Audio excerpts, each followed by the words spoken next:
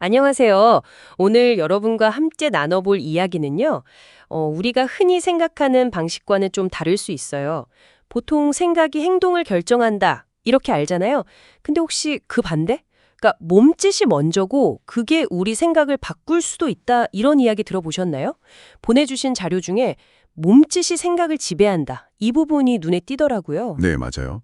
이게 처음 들으면 진짜? 싶을 수 있는 아이디어죠. 고유 수용성 심리학이라고 부르는데요. 말이 좀 어렵나요? 쉽게 말하면 우리 몸이 어떻게 움직이고 있는지 그 감각 정보가 우리 생각이나 기분에 영향을 준다는 거예요. 아, 고유 수용성 심리학이요? 네, 뭐 처음에는 논란도 좀 있었어요, 사실. 근데 이걸 뒷받침하는 꽤 설득력 있는 연구들이 있거든요. 그래서 오늘은 그중에서도 아주 흥미로운 실험 하나를 좀 깊게 들여다보면서요. 이 몸과 마음의 연결고리 한번 같이 화면해 보려고 합니다. 아니 근데요 교수님 고개를 끄덕이면 내고 가로저으면 아니요. 이건 너무 당연한 건데 이게 반대로도 된다고요? 그러니까 제가 그냥 뭘 보면서 고개를 끄덕였어요 그냥? 근데 그것 때문에 그걸 더 좋다고 생각하게 된다? 솔직히 선뜻 믿기지는 않는데요. 바로 그 지점이죠. 그 의문을 파고든 연구가 있습니다. 아주 뭐랄까 교묘하게 설계를 했어요. 참가자들한테는 헤드폰을 쓰게 하고요. 음악을 들으면서 이 헤드폰 성능이 어떤지 테스트하는 거라고 그렇게 요청했어요. 실제 목적은 숨긴 거죠. 아, 헤드폰 테스트라고 속인 거군요. 그럼 참가자들은 자기가 지금 뭐 심리 실험 중이라는 건 전혀 몰랐겠네요. 그렇죠. 전혀 몰랐죠. 그러면서 이제 한 그룹한테는 고개를 위아래로, 그러니까 끄덕이는 움직임이죠. 이걸 반복하게 시켰고요. 다른 그룹한테는 좌우로, 가로젓는 움직임이죠. 이걸 하도록 유도했어요. 아. 헤드폰이 머리에 잘 맞나 뭐 이런 핑계를 대면서요.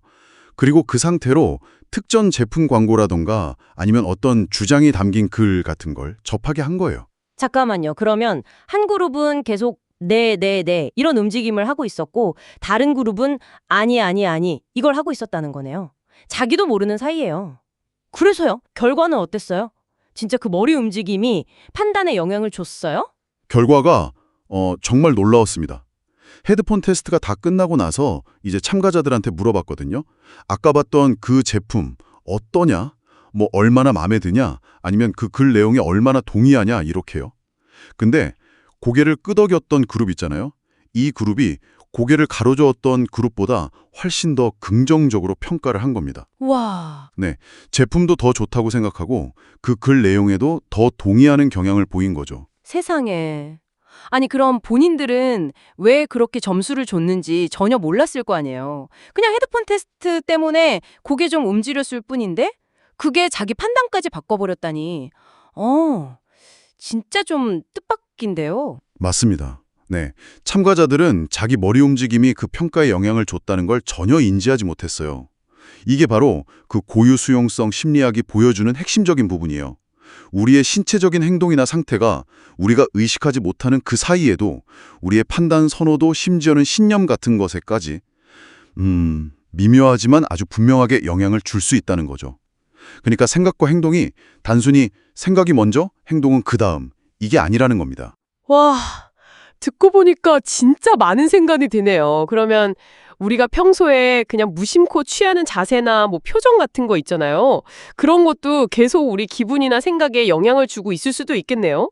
예를 들어서 제가 지금 약간 이렇게 어깨 펴고 딱 앉아 있는데 이게 혹시 지금 이 대화를 더 긍정적으로 느끼게 만들고 있는 걸까요? 충분히 가능성이 있는 이야기입니다. 네. 실제로 뭐 자세가 자신감이나 기분에 영향을 미친다는 연구들도 꽤 있고요. 그 왜 파워포즈 같은 개념도 들어보셨죠? 다 이런 맥락에서 나온 거거든요.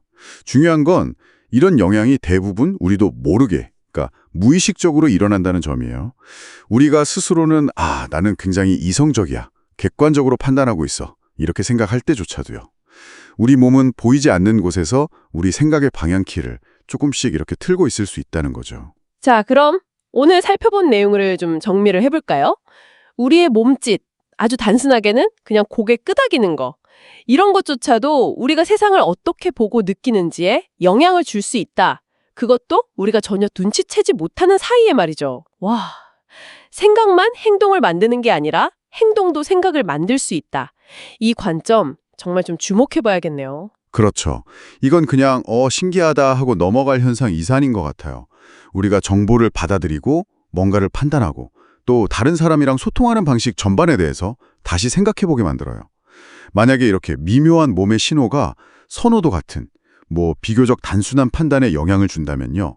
우리가 일상에서 습관적으로 취하는 자세라든가 표정, 말투 같은 것들 있잖아요. 이런 것들은 우리의 좀 더 복잡한 생각이나 가치관, 심지어는 다른 사람하고 관계를 맺는 방식에 얼마나 깊이 영향을 미치고 있을까요? 이건 정말 중요한 질문을 던져주는 것 같습니다. 인가요? 혹시 무심코 취하고 있는 자세나 표정이 지금 듣고 계신 이 내용에 대한 여러분의 생각이나 느낌에 영향을 주고 있지는 않을까요? 한번 느껴보세요. 마지막으로 이런 질문을 한번 던져보고 싶어요. 만약에 우리가 의식하지 못하는 이런 몸짓이 우리의 단기적인 판단이나 감정에 영향을 미친다면요. 우리가 의식적으로든 아니면 무의식적으로든 오랫동안 유지해온 그런 신체적인 습관들이 있잖아요. 예를 들어 늘 구부정한 자세라든가 반대로 늘 어깨를 펴는 자세 같은 것들. 이런 것들은 과연 우리의 장기적인 자아 개념이나 세상을 대하는 근본적인 태도, 이런 걸 형성하는 데까지 영향을 미치고 있지는 않을까요? 어쩌면 몸이 마음을 계속 조각하고 있는 건 아닐까 한번 곱씹어 볼 만한 질문인 것 같습니다.